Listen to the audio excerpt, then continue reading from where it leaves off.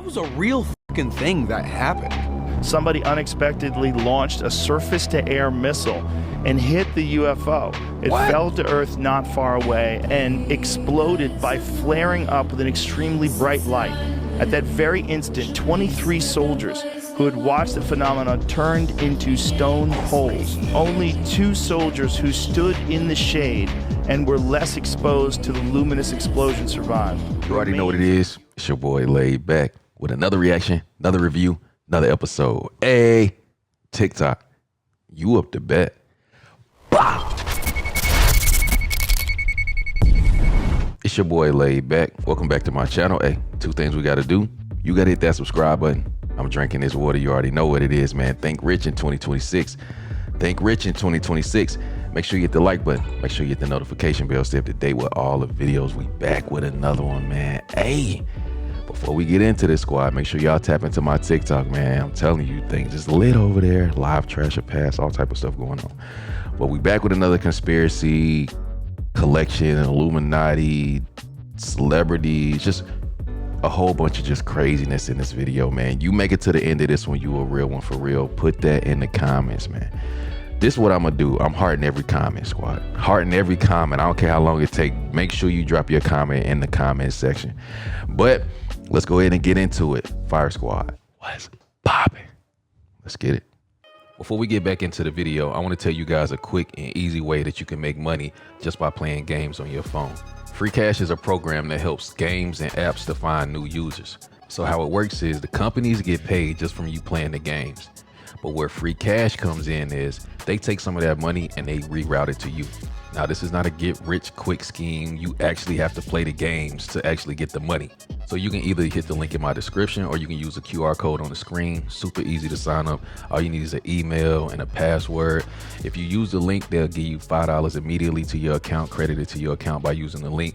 And it's super easy to withdraw. You can either withdraw through Bitcoin, PayPal, or bank transfer. Super easy. Most people is making like $10 to $20 a day. But if you got some time, you can really lock in. You can see that this game right here is paying $1,020 just to complete it. So it's games out there where you can make some money for real, but you got to lock in and put the time in though. So if you already use your phone to play games and stuff like that, let that phone actually make some money for you too. So make sure you hit that link in the description, hit the QR code, make some easy money, man. Shout out to the squad. Peace. But if you follow the money, you go high enough, you start to see, okay, you know, this is an industry. Same people who own the labels own the prisons. So literally the same people? Literally the same people who own the labels on private prisons. It seems really kind of suspicious, if you want to say that word. The records that come out are really geared to push people towards that prison industry. But they didn't make you write those lyrics. It's not about making somebody write the lyrics. Being there as guardrails to make sure certain songs make it through and certain songs don't. You know, some records are made by committee, meaning record company guys sit around and tell the artists, this is hot, say that.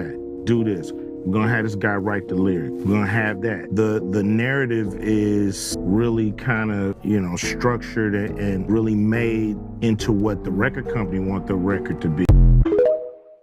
Do your own research. The music business runs like this.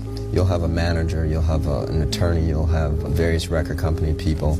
Everybody's taking a cut of everything that you do. So when you're in the fold, when you're in the club and everybody's getting a piece of everything, your tour, your publishing, any endorsements, and when they're getting a piece of all of that, you will have hit records. The moment you step away from that and you want to, in fact, take control of your own life, your own experience, then you'll find you're not hot anymore.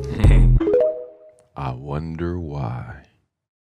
£1 million in cash was burned to dust by art duo the K Foundation, who withdrew £1 million of their own money in 1994 and set it all ablaze. Are you wondering why? You should be. The stacks of £50 notes took over an hour to burn, and after the deed was done, the art duo filled a briefcase with the ashes to sell to art exhibitions, but no one wanted it. And those ashes were the only evidence of what they did, because the K Foundation, staying on brand with their self-destructive ways, destroyed destroyed all footage of the event, or so they thought. Their cameraman secretly saved the master tapes, which we see here in the BBC documentary, The K Foundation Burn a Million Quid. The exact reason why the K Foundation burned the money remains a mystery even to the artists themselves. Bill and Jimmy screened the footage to audiences, asking them afterwards, is it rock and roll? Some believed it was very rock and roll, some saw it as a waste, and some didn't really care because not my money, not my problem. 10 years later, Bill and Jimmy said they regret doing it. Don't be so hard on yourselves, guys. There's been plenty of million-dollar art projects that didn't pan out. You just burned the money and saved everyone the time. A noble act, if you ask me. Of course they $1 million. People trade things for power, sacrifices, child sacrifices. I've been approached and invited to everything you could think of. It's pitched to you like this. Hey man, congratulations on the career, you're doing great. Oh, you guys just sold 7 million records. I'd like for you to be my guest, my personal guest. That's the pitch. So how in the hell is anybody supposed to know there's a problem with that? Because the devil is so slick, he is literally 1 degree off of perfection with the way he presents things. The greatest counterfeit of all time. Have you noticed how many stars completely change when they hit the industry? They go in with pure love for their craft, but after fame and trauma, something shifts. Look at JB. The difference is huge from that when he was 16 to now. Why are there so many testimonies of artists saying that the industry changes you? There must be some truth in it, right? Is it pressure, control, or something darker? Let me know what you think. Let me know your thoughts and comments below. It's pressure, and it's definitely something darker. Kyrie, while we're on the topic of promotion, why did you decide to promote something that Alex Jones said? That was a few weeks ago. I do not stand with Alex Jones' position, narrative, court case that he had with Sandy Hook, or any of the kids that felt like they had to relive trauma, or parents that had to relive trauma, or to be dismissive to all the lives that were lost during that tragic event. My post was a post from Alex Jones that he did in the early 90s or late 90s about secret societies in America of occults, and it's true. So I wasn't identifying with anything of being a campaignist for Alex Jones or anything. I was just there to post, and it's funny, and it's actually hilarious because out of all the things I posted that day, that was the one post that everyone chose to see. It just goes back to the way our world is and works. I'm not here to complain about it. I just exist. And to follow up on the promotion of the movie and the book. Can you please stop calling it a promotion? What am I promoting? Put it out on your platform. But I'm promoting it? Do you see me in front of the putting it out there, the people title? are going to say that you are Yeah, I put it out there just like you put things out there, right? Yeah, but it's not. You put things out there for a living, right? Right, but my stuff is not. So let's move on. Filled let's with move on. Anti-Semitic. Let's stuff. move on. Don't dehumanize me up here. I'm not doing that. Another You're human free being. to post I can post whatever I want. So say that and shut it down and move on to the next question. But Kyrie, you have to understand that by I don't have to understand anything from you. It's not me. Nothing. By It's no people that you're making up, bro. Move on. But by posting move what on. you Next did, question. Anybody Do you guys have any more questions for me? and they're going to say, you guys have any more questions? Because this is going to be a clip. This is going to be a clip that he's going to marvel at. Is this any more questions? But you're not answering the question. Oh, this is another answering your question. Oh my God, let's make another Instagram clip so we could be famous again. Next question. Kyrie, basketball related. Man, she crazy. I think we owe this woman an apology. So you remember the "that man is not real" airplane meltdown? But I am telling you right now, that mother back there is not real. So back in 2023, Tiffany Gomez went viral after freaking out on a commercial flight, insisting someone on board wasn't real. And the internet's verdict was, meme her, laugh, and move on. But fast forward to now, Tiffany just tweeted, "Redemption is near." She tweeted this while retweeting Donald Trump's announcement of the release of the government files on unexplained phenomena, including possible extraterrestrial life. So we've got government officials admitting that there's going to be hidden information released soon, which, by the way, is a distraction tactic. And we got Tiffany out here saying that all will be revealed and that she will be redeemed. So maybe she wasn't drunk. Maybe she wasn't crazy. Maybe she did see something that she couldn't explain and panicked. Maybe the question shouldn't be what was wrong with Tiffany, and maybe it should be what did she see before the rest of us were ready to listen. That mother back there is not real. I mean, the government said aliens exist. What's my man's name? Rest in peace. I still see shadows in my room. Juice WRLD got paid nothing off that. Lucid Dream, the title of the song by Juice WRLD. The song was officially released by Grade A Production, that is Bibby's label, on Interscope.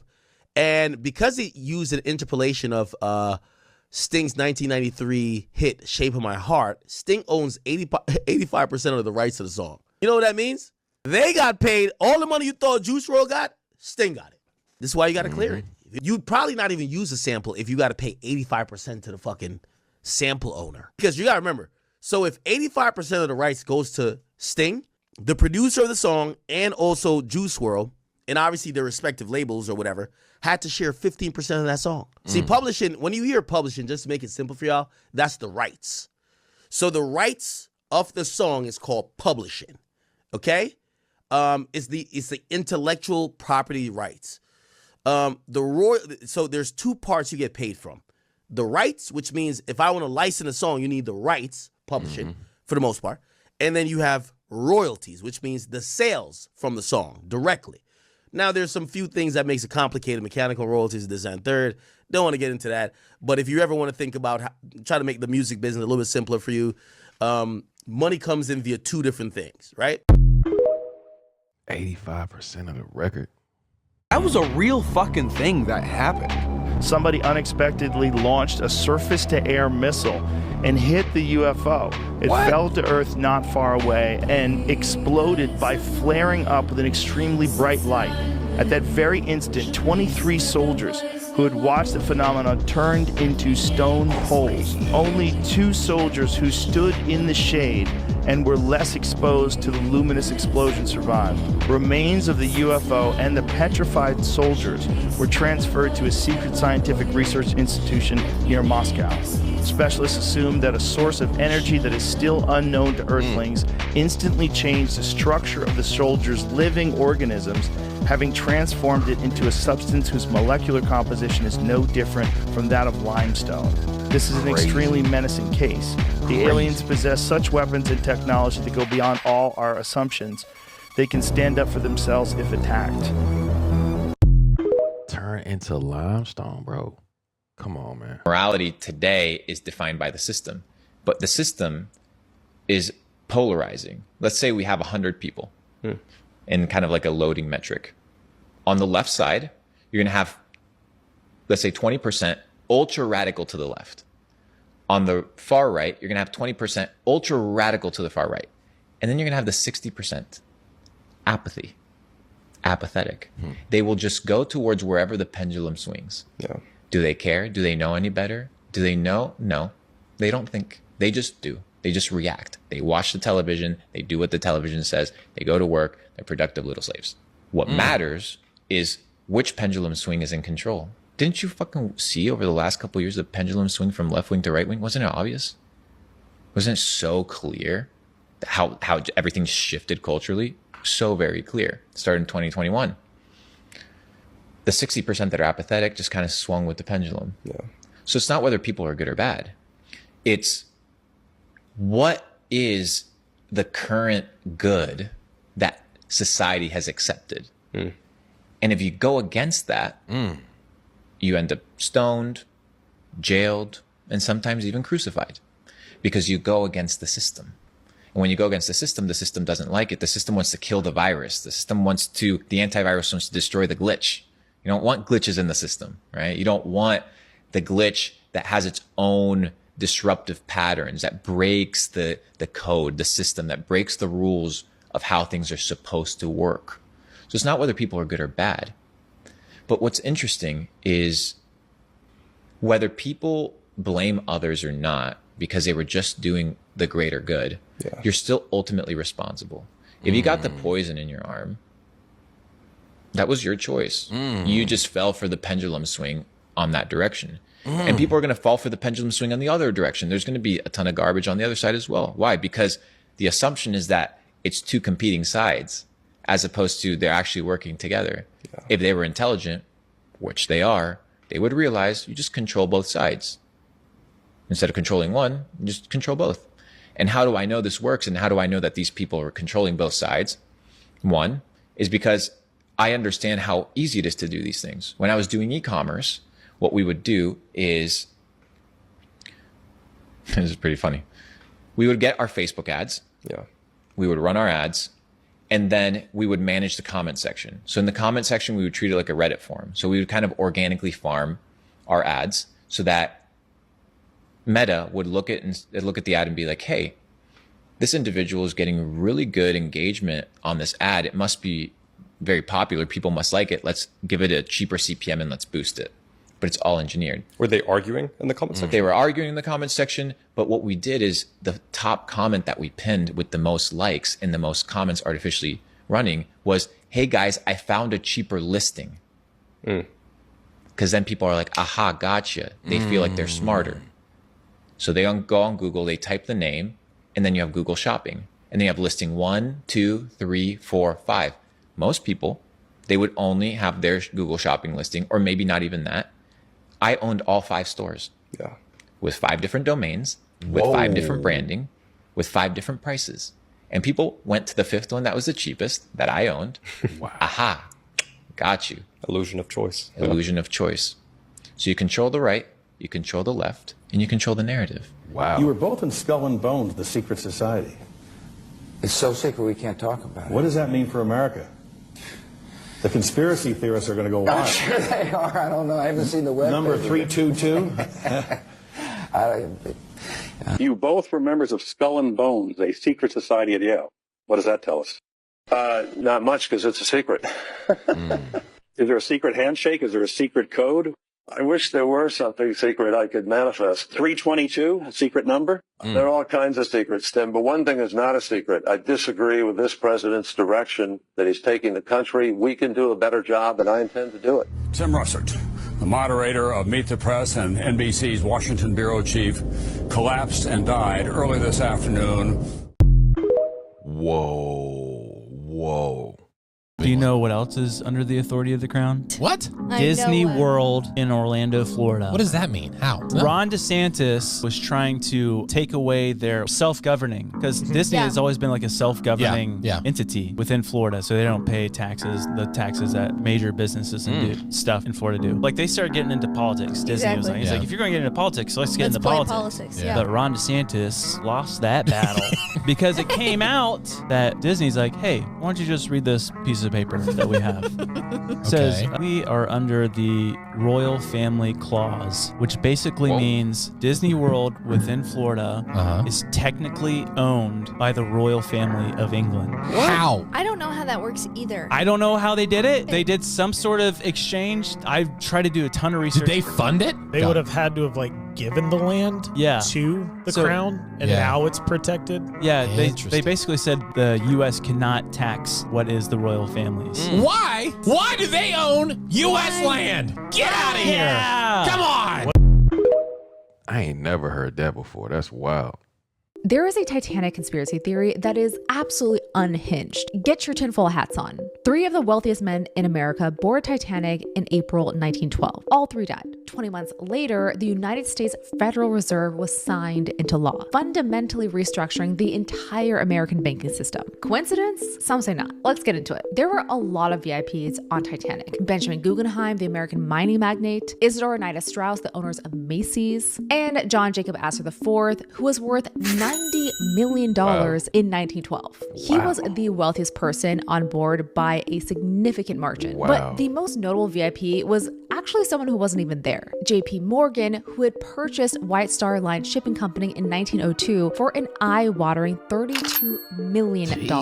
He was scheduled to set sail on Titanic, but canceled last minute due to being sick. So between Astor, Strauss, and Guggenheim, 3 men representing an almost unimaginable concentration of old money, power, and influence went down with the ship, while JP Morgan was staying alive. Okay, so here's the conspiracy theory. Astor, Strauss, and Guggenheim were allegedly opposed to creating a central bank in America and had the power and influence to block it. The theory goes that their deaths conveniently cleared the path for the Federal Reserve to become law. But the thing is, the Federal Reserve didn't just appear out of thin air in 1913. Its framework was quietly drafted 2 years before Titanic ever set sail, at a now famous secret meeting on Jackal Island, Georgia in November 1910. Senator Nelson Aldrich and representatives of America's most powerful banking houses arrived separately, used first names only, and told nobody about where they were going. The secrecy was intentional. They knew what they were building was controversial. So the Federal Reserve was already in motion well before Titanic left Southampton. On top of that, there is no documented evidence that Astor, Strauss, or Guggenheim were actively opposed to the Federal Reserve. There are no speeches, no letters, no recorded political opposition. This theory rests almost entirely on the fact that they were powerful, wealthy, and died right before the Federal Reserve passed. And that is quite the leap. What I will say is we can't prove that they would have opposed the Federal Reserve, but we can't prove that they wouldn't have either. Their deaths objectively removed three of the most powerful financial voices in America during a pivotal moment in its history. Is it a conspiracy? Almost certainly not in the way that it gets told online, but it's certainly strange and historically fascinating. And honestly, with Titanic, that feels exactly right. This is just a snippet of my epic 3-part Titanic series that goes live on my YouTube channel on April 14th. So if you're watching it today, it is out right now. Titanic is a whole nother story. Let's talk about the Rockefellers. Dude. Rockefellers were like one of the most wealthiest families in the United States and worldwide. Like they own the oil industry. The Rockefellers, just out of pure greed, have affected our medical industry and our educational industry. So he's like, oh, there's this new technology happening where they're making like synthetic medication out of petroleum. He's like, I want to get into that because they're using my oil to make these medications. He got with the Carnegies and they passed this thing. It was the Flexner Report. The report, authored by Abraham Flexner, evaluated medical education in the US and Canada, heavily criticizing school teachings, natural and alternative medicine. Get out of here. So before that, the medical industry in the United States was very holistic, very plant-based medication. Natural stuff. This new invention of synthetic medication came about, and Rockefeller's like, we can own the industry in this. He heavily funded all these medical schools, all these hospitals, like Johns Hopkins, Harvard Medical School, Yale School of Medicine, heavily funded them, but threatened to take away his funding if they did not teach the practice of using the synthetic medicine that his companies owned and invested in. And if you spoke out against it, you could lose your doctor's license, your practice could be shut down. You had to abide by what the Rockefellers put in place for medical standards. But they were the largest investor in this pharmaceutical company called Wyeth, which ultimately became Pfizer. No way. Yeah. What? Same company? Yeah. Really? What, bro? Whoa. Proof that Hollywood is evil, part infinity. Let's talk about the Black Eye Club. Over the years, we have seen literally hundreds of celebrities pop out and be photographed with black eyes. Here we see Ryan Gosling. Here we see Elon, who was at a very important meeting at a certain Oval Office. Here we have Doja Cat with the same, and I've covered her extensively. Here we have Adam Sandler. Here we have Lorde, who would end up posting this picture to her Instagram. Robert Downey Jr., as well as this man. What? J-Lo as well, no exception. Now, I want you guys all to think about experiences you've had in your life. I am literally pushing 30 years old, and I can tell you that I've never had a black eye in my entire life. What's even crazier is all the celebrities that I just showed you who all have black eyes, they happen to have this crazy story to go along with it almost. For instance, Adam Sandler says got a black eye in 2022 after accidentally kicking his phone while in bed. I also want you guys to keep in mind that the majority of people who have black eyes at some point in their life, they either hide it with glasses, makeup, etc. Especially in Hollywood, hypothetically, you would imagine that these celebrities would just hide it. For years, people have hypothesized exactly what this could mean and why these celebrities are so frequently getting these. Some people have hypothesized it's some type of initiation ritual. Other people have hypothesized it's more about humiliation and putting themselves in the limelight with said injury. Bottom line is, the majority of people will barely get a black eye in their entire life. But you mean to tell me that almost every A-list Hollywood star at some point goes and parades that around? Hollywood is weird, man. Wake up. Wake up is right. What's up, y'all? So we back with some more creepy celebrity conspiracy theories, and these two obviously involve Post Malone and the Kardashian girls and curses. So let's get into it. All right, so the first curse we're going to talk about is the Kardashian curse. So back in the 1800s, the Kardashians had an ancestor named Kikil, and she was a 19-year-old mother who was abused as a child. So she ended up running away because a bunch of bad shit was happening to her in her life up until this point. So like I said, she runs away and she allegedly seeks refuge in this village named Shikaho. Y'all, I swear that's what the name of that village is. Okay. That village in Armenia is known for like witches and shit, right? So Kikil ends up connecting with 4 of the witches in that village, and she tells them that she doesn't want any of her future generations to go through what she went through as a child. So she wants them to have beauty, fame, and fortune. And the witches granted that, but allegedly the catch was that they would never find true love and they would always have bad luck when it comes to relationships, and any man who they dealt with would end up going downhill after they were done with him. Because to give to them, it has to be taken from somewhere, allegedly. Fast forward to now, the Kardashian curse is allegedly still going strong from how things have turned out for a lot of the guys they've been in relationships with. All right, so the Post Malone curse conspiracy theory isn't really a conspiracy theory because he confirmed it. So he was on the show Ghost Hunters with his friend Zach, and they spent the night in Zach's museum in Vegas, which is like a supernatural type museum, kind of like the Conjuring people have in their house. So anyway, Zach touched a Dybbuk box, which was like a box that contained like evil spirits or whatever. While he was touching the box, Post Malone touched his shoulder. So as soon as he touched the box, they both seen like this black figure show up in the room, and they ran out.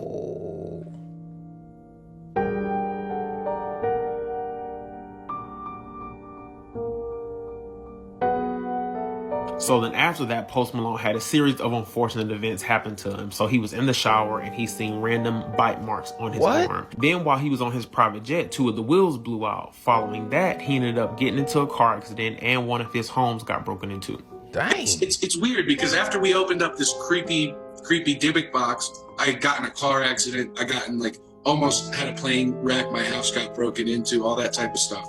But it was just within a month's time. It was really, really odd stuff. Not many people know this, but in the 1990s, there was a conspiracy theorist with a public access show where he ranted about crazy crackpot theories every single day, and nobody took him seriously. But then after he died, it turned out he was right about everything. In the late 80s and throughout the 1990s, there was a man named Clay Tiffany who had a public access TV show called Dirge of the Charlatans, where he would sit for hours on end and just rant and ramble about all kinds of conspiracy theories about elite government corruption within the city. He would talk about judges laundering money through nonprofits and NYPD officers falsifying crimes to throw people in jail, and members of the NYPD acting as roving gangs and enforcers for the mob. But then something happened to Clay Tiffany. In March of 1997, he was pulled over by an NYPD officer named Nick Tartagliani, who said that he had seen Clay Tiffany's show and wanted him to stop talking about the NYPD, and that he was connected to the mob, and if he didn't shut up, he would have him taken care of. Or at least this is what Tiffany claimed the following day on his show, where he talked about the incident. And as Clay Tiffany claims, the next day after this broadcast, Nick Tartagliani showed up at his house,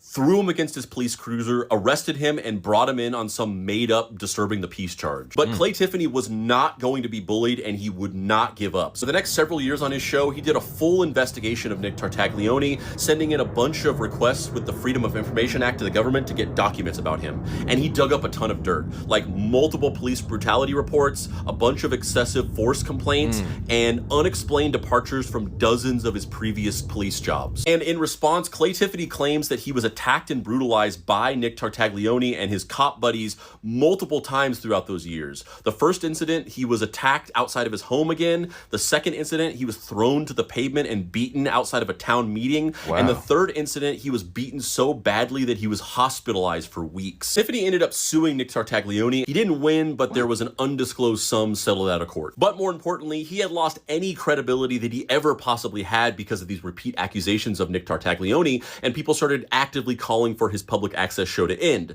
So in the early 2000s, that's exactly what happened. The show ended and Clay Tiffany disappeared from public life. And in 2015, he died from heart failure. But in 2016, Nick Tartagliani was arrested for the execution-style murder of 4 men in a drug trafficking job gone wrong. Clay Tiffany was right. Nick Tartagliani was mob connected, he was corrupt, and him and his buddies were running as enforcers for the mob within the NYPD. And what's even crazier is that Nick Tartagliani was, at one point, Jeffrey Epstein's cellmate and the last person to ever see him alive. Wow. That we know of. And real quick, if you like my videos and you want to see more in-depth writing from me about pop culture, movies, TV, video games, weird historical facts, so on and so forth, you can do that here. That is crazy.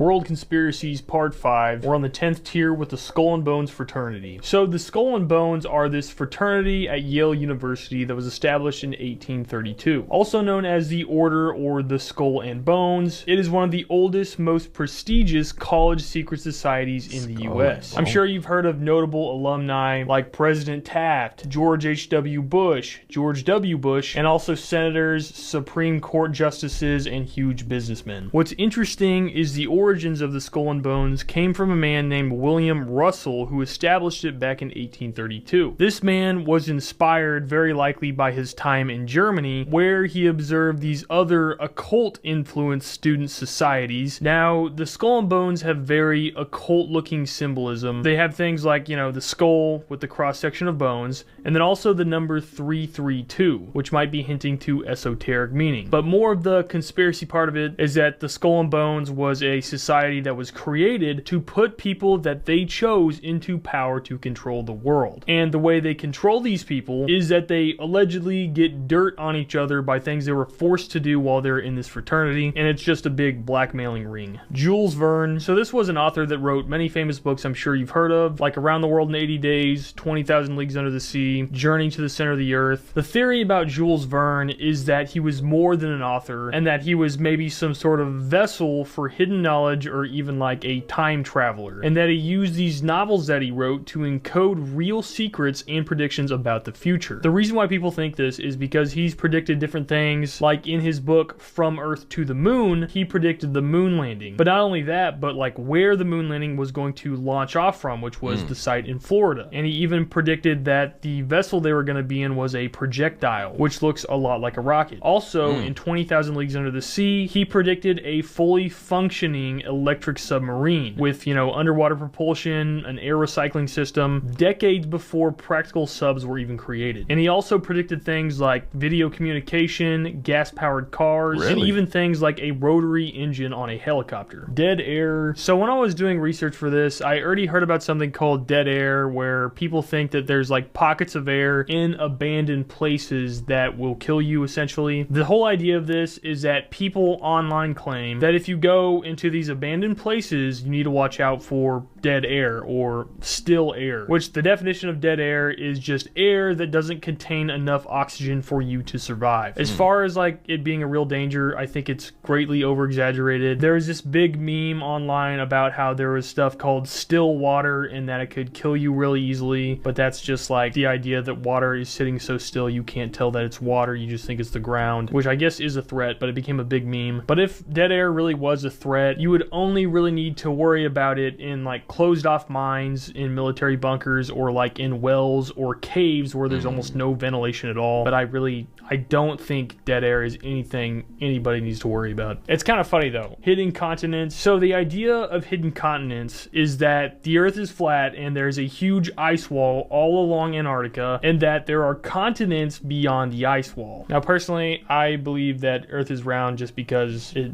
everything makes sense that the Earth is round. But I really do like the idea of there being hidden continents. It almost makes me want to believe that Earth is flat. They got stuff like Aten. They got a continent named Odin. Here we got a continent named Nemo, which I think is supposed to be referencing Point Nemo, because it's kind of around the area further down from where Point Nemo would be. But then like beyond these continents, there's like masses of land too that are all like wastelands and stuff. So is there hidden land beyond that as well? Or where does it stop? But if this map were true, the world would be so massive, and it'd actually be kind of cool. Civilizations before humans, also known as the Silurian hypothesis. This is a thought experiment that assesses if there were prior advances in civilization before humans, would modern science today be able to detect evidence of existence of a civilization like this several million years before we lived. Personally, this makes me think about like Rome. I went to Rome last year and we went to the Roman Forum, and you could see that like the place that was the heart of Rome, you know, arguably the most powerful empire or the most notable empire that ever existed, maybe the most powerful, but the capital was covered in 13 feet of dirt. Like, how did that happen? How did that all just get covered up and forgotten about? You would think that place would still be a bussin' place, at least afterwards, but it wasn't uncovered until 1803. And so, you know, if it took 2,000 years for that much to get covered up, it's just crazy to think that maybe there was a civilization that got covered up from millions of years ago and we don't know about it. and maybe we couldn't even detect it on our own. Fire is alive. This is the idea that fire is a living creature, and people like to argue that fire has more biological qualifiers that apply to life more than viruses, because fire consumes as it, burns up stuff. It breaks things down, like it digests things, it grows, it reproduces, it responds to the environment through wind and that sort of thing. But I don't know what to say here. Fire is alive. Is it bad to kill fire?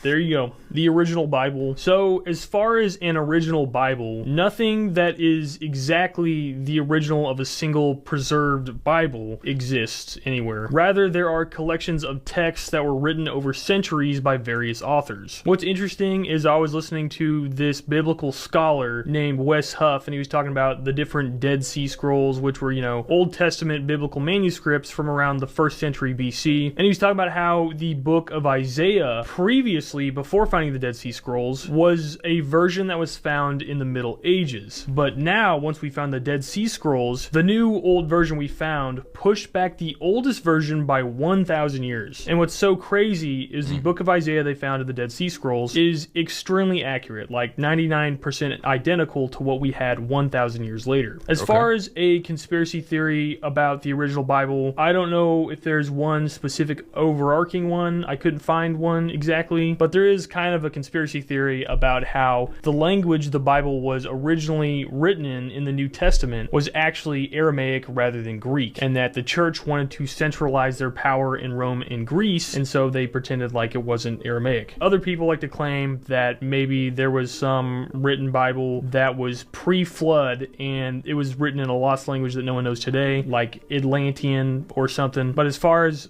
all that goes, it's just complete speculation and nonsense. The dark forest theory. The dark forest theory is the idea that if the universe is so vast and so massive, why haven't we found other life yet? The reason for that, according to the dark forest theory, is that we haven't found life because the universe is like a massive dark forest and there is a looming predator somewhere in the universe. So other intelligent civilizations remain quiet and don't show their presence because they don't want to be conquered or enslaved by another really powerful civilization. This is a really dark way to view the entire existence of the universe, and it's kind of interesting. Like, maybe we're out there putting our signal out, and that's a really dangerous thing to do. I like to think of things like All Tomorrow's, that book about how there was this godlike civilization called the Q that came to our solar system, and we're like, wow, these people are like insects to us based on our intelligence, and they just enslaved us for like millions of years. That would be a little bit annoying if that happened. But anyways, thank you guys for watching. If you want to see more of the world conspiracy iceberg, then I will do part 6 next, and I will see you in the next one. Bye.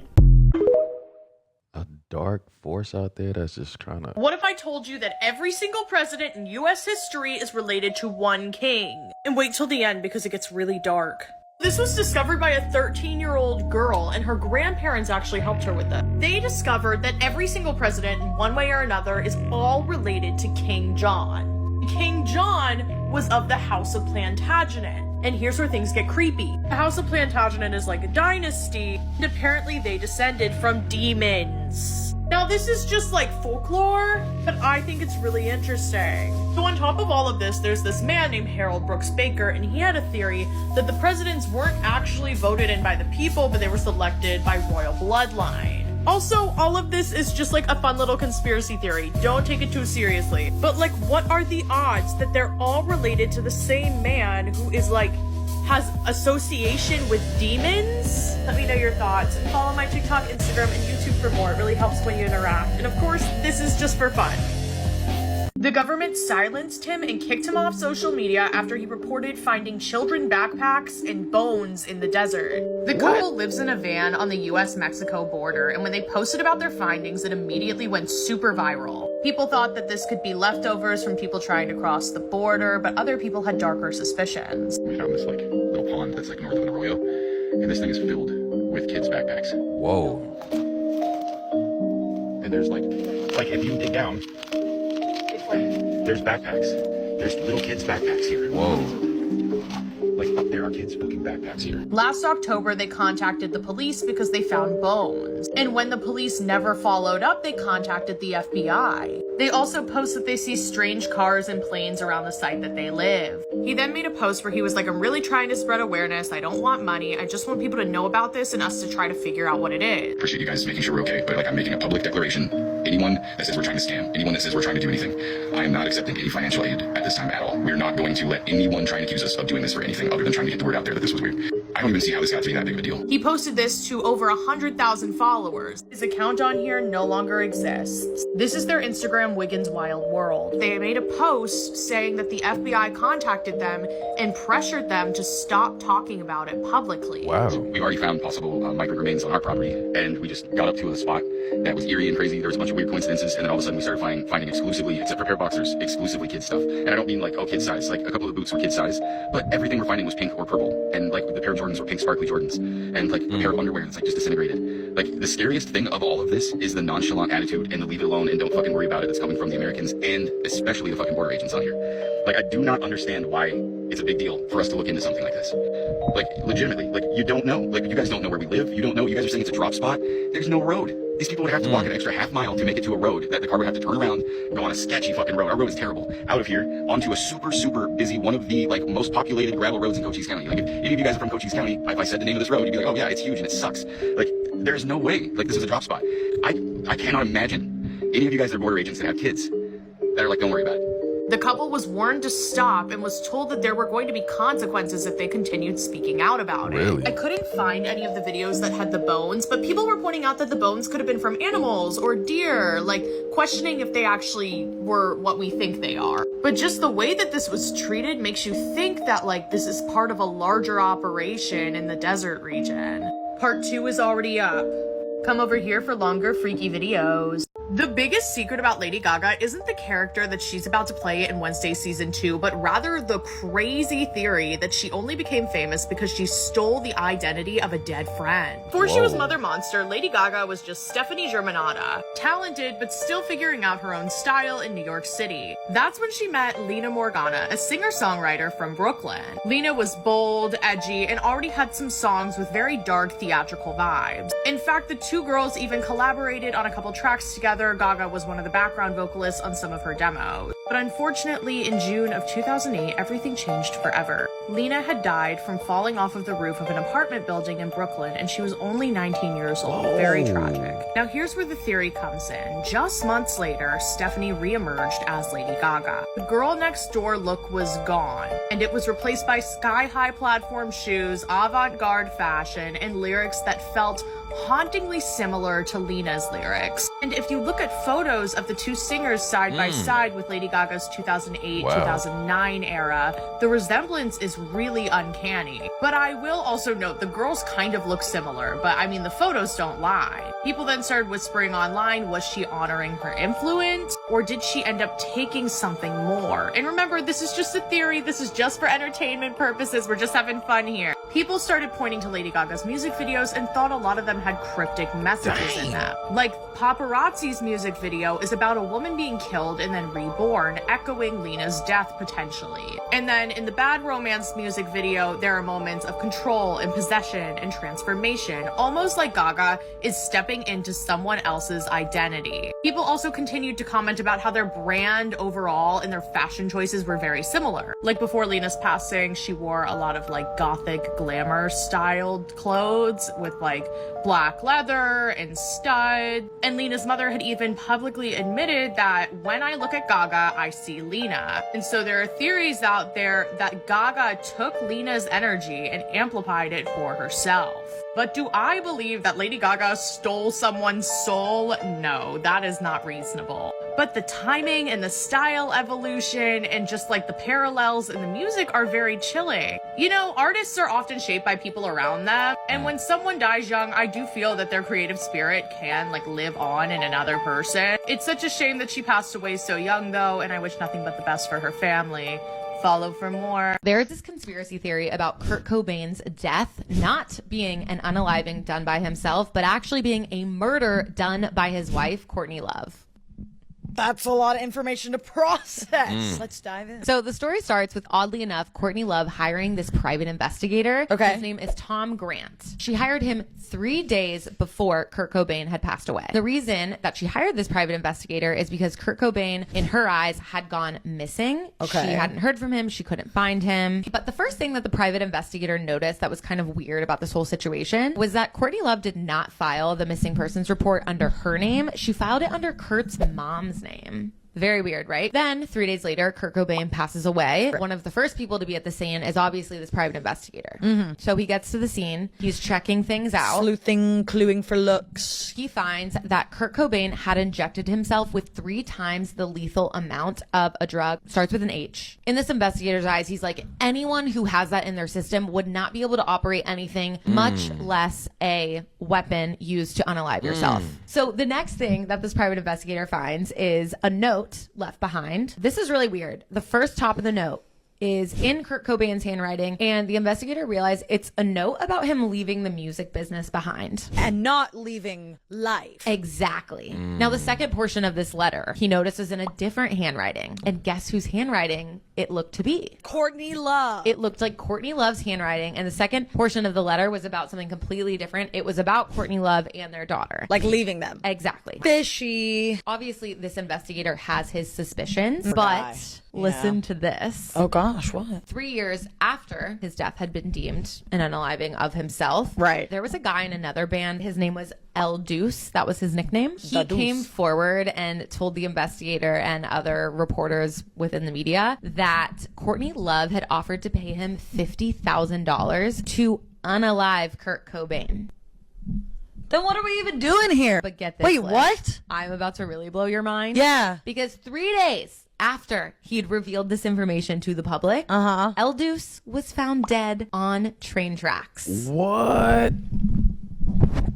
You want to know a secret about Hollywood that nobody's going to tell you? The dream of making it big in Hollywood is just a scam to get you to move out there so that you'll work the support positions. That's why there's so many articles like this about how entertainment workers are living out of their cars. I just saw a woman on TikTok talking recently about how the biggest cause of homelessness in Hollywood is failing at the entertainment industry. Hollywood operates off of tricking people into thinking that they're going to go there and make it big, that any normal person can become a star. But the truth is that most of the people who are very successful in Hollywood, they have nepotism. That's why they're successful. They didn't earn it, they were handed it. And if you look into most famous actors, the people who are currently making movies, a lot of them are nepo babies. The reason that they want regular people to go out there is they need people to be valet for their cars, to work in the restaurants, to be their assistants, or to get them into the adult entertainment pipeline, because that very much does happen. That's why we have the connections with like the casting couch in Hollywood. And there's also this predator pipeline out there. There are a lot of predatory people in Hollywood,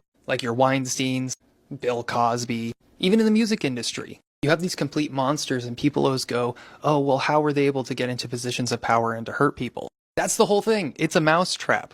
They want young, naive people to come in. People who are desperate or don't have a voice to speak out. People who see any offer as an opportunity, so they invite them to these parties, to their hotel rooms. And it's actually scary if you go look this up. Go look up these people.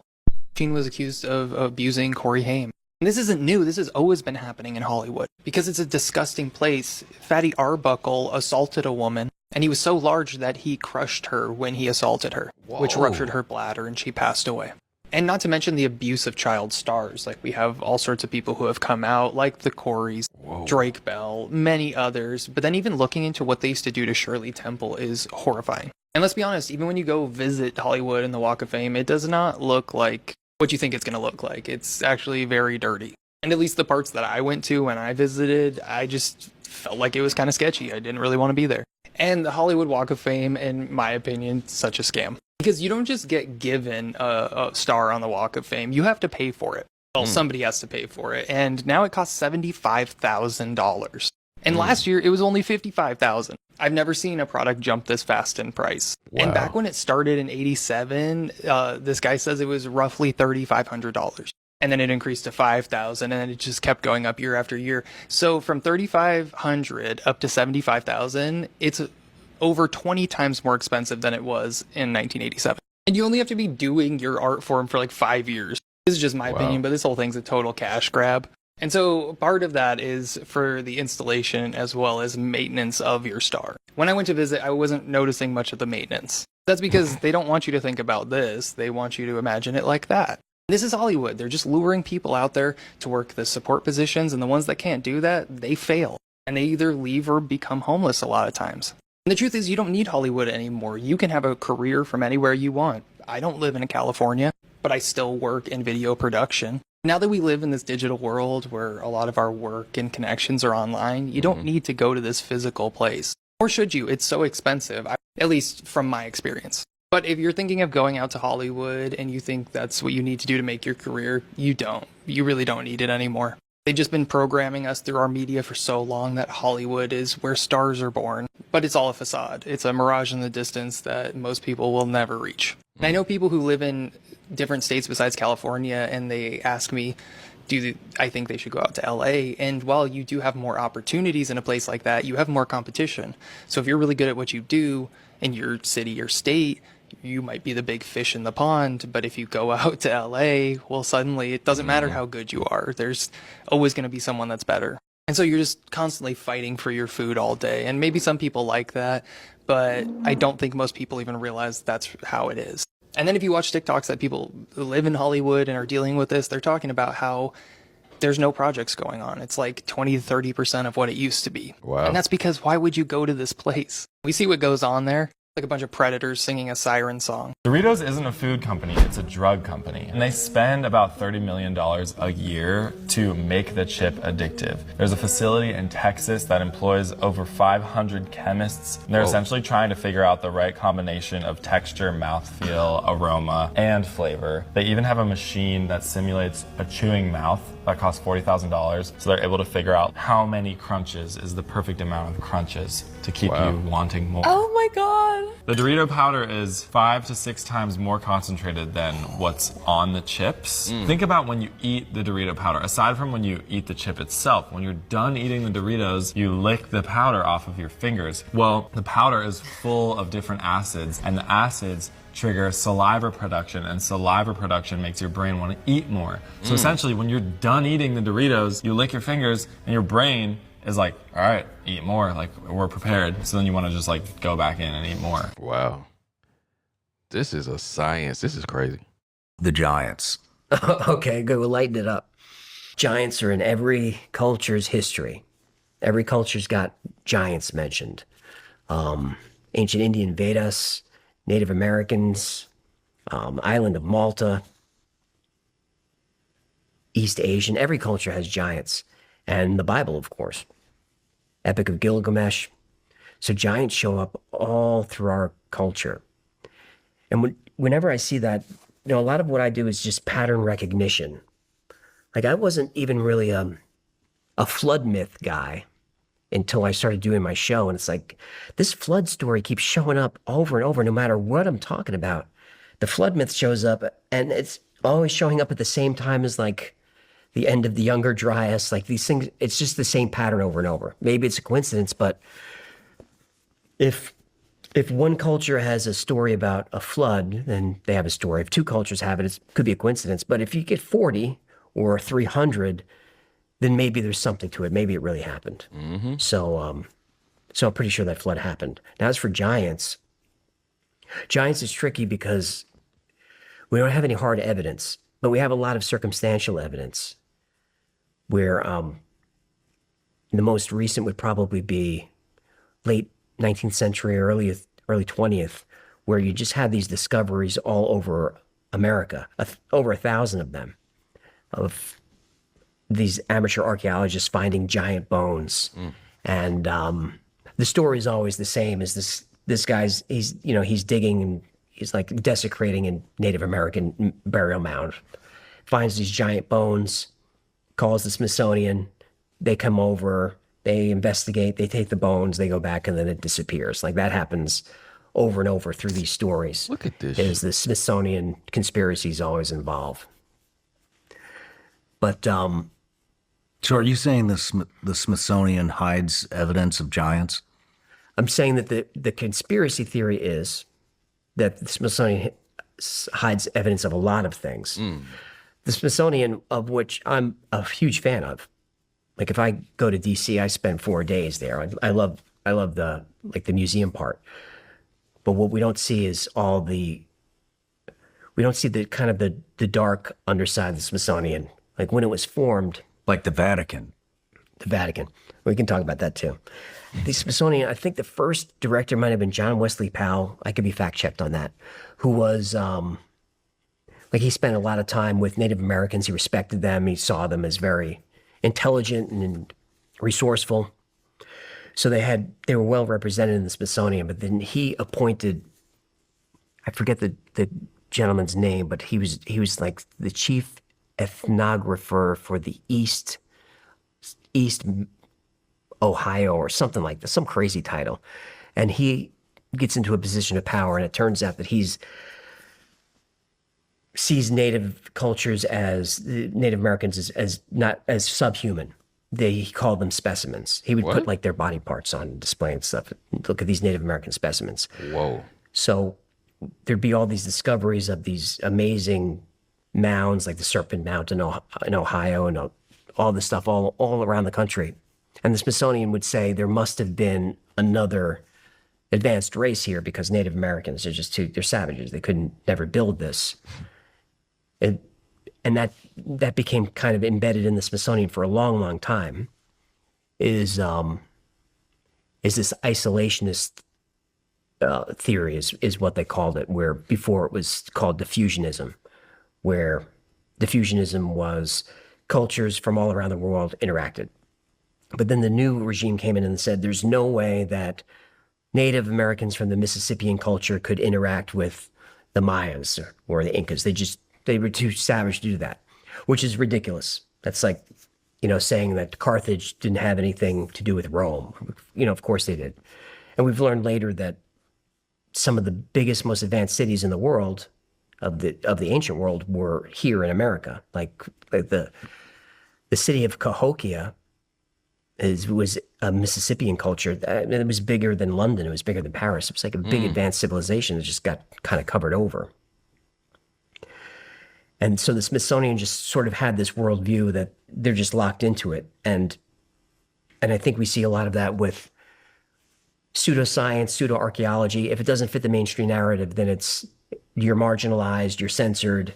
Again, Graham Hancock, when Ancient Apocalypse came out, it was called the most dangerous series on Netflix because it was white supremacy and all this crazy stuff. White supremacy? Because if it's an advanced civilization that was here before us, the implication is that it was white, when he never says anything like that. He never says anything like that. He's married to a woman of color. So it's infuriating. Because he took a lot of heat for that show. I love that show. Of course. And you don't have to believe all of it. And I don't subscribe to everything he does, but I'm fascinated by the topics. And we can get back to giants in a second. I'm just trying to set up that there are forces that want to keep certain things away from us. Absolutely.